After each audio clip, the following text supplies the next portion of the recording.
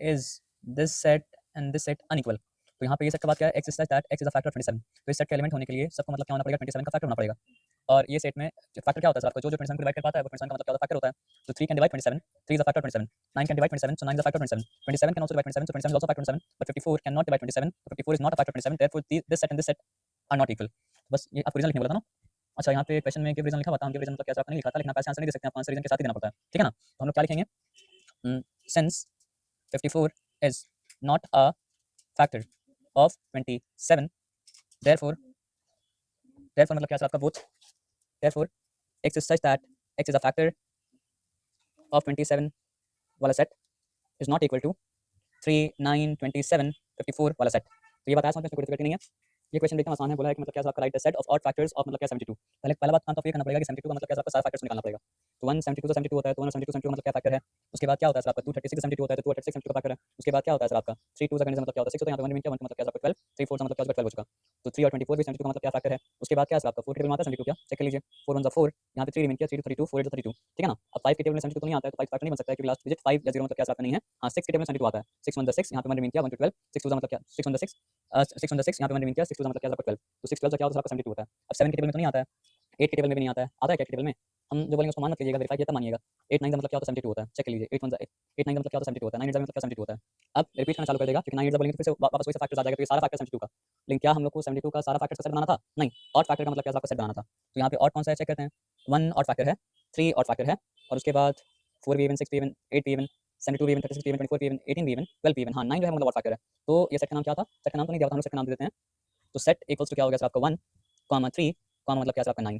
तो ये क्या सर आपका सेट है सारा ऑड फैक्टर 72 का।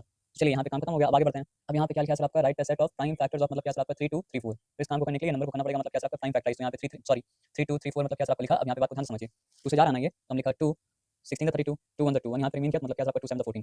क्या अब ये नंबर मतलब 2 से जा रहा है क्या, नहीं अब ये नंबर 2 से नहीं जा रहा है, तो चेक करना पड़ेगा 3 से जा रहा है नहीं जा रहा है। तो 1 + 6 क्या होता है 7, 7 + 1 मतलब क्या होता है 8, 8 + 7 क्या होता है 15, 3 से जा रहा है, क्योंकि जिसका सम 3 से जाता है।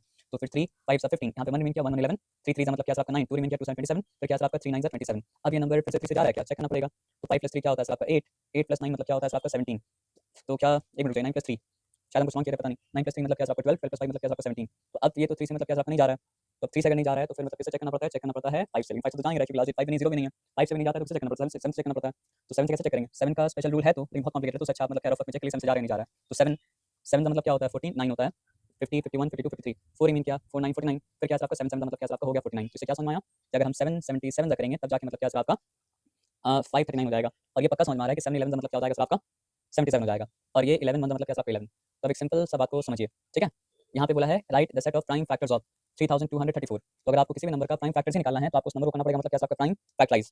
और अब हम लोग इस नंबर को मतलब क्या आपका प्राइम फैक्टराइज कर चुके हैं, तो हम लोग को लिखना है सेट। 2 प्राइम फैक्टर है, 2 के साथ साथ 3 प्राइम फैक्टर है। सेट का रूल है कि अगर एक एलिमेंट 2 बार आया है तो उसी के बार काउंट करना पड़ता है, तो 7 लिखेंगे, और 7 के बाद क्या लिखेंगे, आपको 11 लिखेंगे। तो this is a set of all prime factors of 3234। एकदम सिंपल है, समझ में आ गया बात, आगे बढ़िए। देखिए यहाँ पे 2 सेट दिया है, एक ये सेट है और एक मतलब क्या आपका ये सेट है, और पूछा है क्या दोनों सेट इक्वल है। तो इसको पता करने का देखिए रास्ता है, इस सेट को सॉल्व करेंगे, और इस सेट को सॉल्व करने के बाद अगर इस सेट में 2 ही एलिमेंट आता है टैबुलर फॉर्म में, रोस्टर फॉर्म में 2 और 3, तब हम बोल सकते हैं कि स्टेटमेंट मतलब क्या आपका राइट है, और नहीं तो ये स्टेटमेंट क्या होगा आपका रॉन्ग होगा। तो आइए जल्दी से इसको मतलब क्या कहते हैं आपका वेरीफाई कर लेते हैं, ध्यान से आ जाइए। तो फिर से आप अगर ध्यान देंगे तो आ गया मतलब क्या आपका मेरे टर्म फैक्टर।